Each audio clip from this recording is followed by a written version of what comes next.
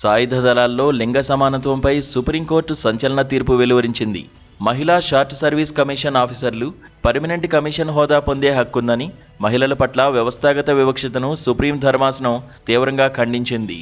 వారికి సంపూర్ణ న్యాయం అందించేందుకు ఆర్టికల్ 142 కింద తమకున్న అసాధారణ అధికారాలను ఉపయోగించి సర్వోన్నత న్యాయస్థానం ఈ మేరకు నిర్ణయం తీసుకుంది. మహిళలకు శాశ్వత కమిషన్ను నిరాకరించడం భారతీయ వ్యవస్థలో వేళ్లునుకుపోయిన వివక్షే కారణమని ధర్మాసనం అభిప్రాయపడింది. సైనిక దళాల్లోని మహిళా షార్ట్ సర్వీస్ కమిషన్ ఆఫీసర్లు శాశ్వత కమిషన్ అధికారులుగా మారేందుకు హక్కులు కల్పించింది.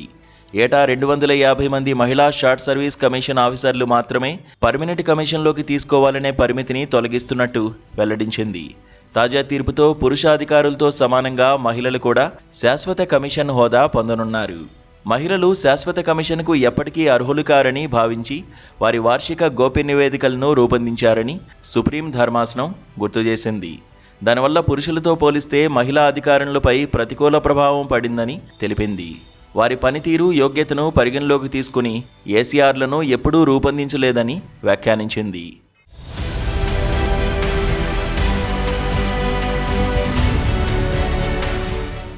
మూల్యాంకనంలోని లోపాలు వారి కెరీర్ పురోగతిని అడ్డుకున్నాయని ధర్మాసనం అభిప్రాయపడింది.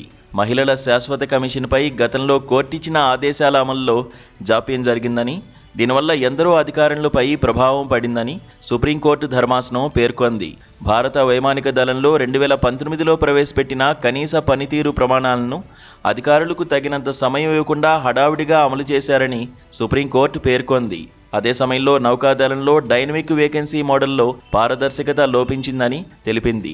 ఎంపిక ప్రమాణాలు, మార్కులను రక్షణ మంత్రిత్వ శాఖ, నౌకాదళం వెల్లడించకపోవడం వల్ల పురుషాధికారులకు సమస్యలు ఎదురయ్యాయని తెలిపింది. కాగా సాయుధ దళాల్లో శాశ్వత కమిషన్ అనేది ఒక అధికారి పదవీ విరమణ వయస్సు వచ్చే వరకు సేవ చేయడానికి అనుమతించే ఒక వృత్తిపరమైన మార్గం. 14 సంవత్సరాల స్థిర కాల పరిమితి గల షార్ట్ సర్వీస్ కమిషన్కి భిన్నంగా శాశ్వత కమిషన్ అత్యున్నత స్థాయిల్లో పదోన్నతి అవకాశాలతో పాటు పెన్షన్లు, ఇతర పదవీ విరమణ ప్రయోజనాలకు పూర్తి అర్హతతో కూడిన దీర్ఘకాలిక ప్రయోజనాలను అందిస్తుంది.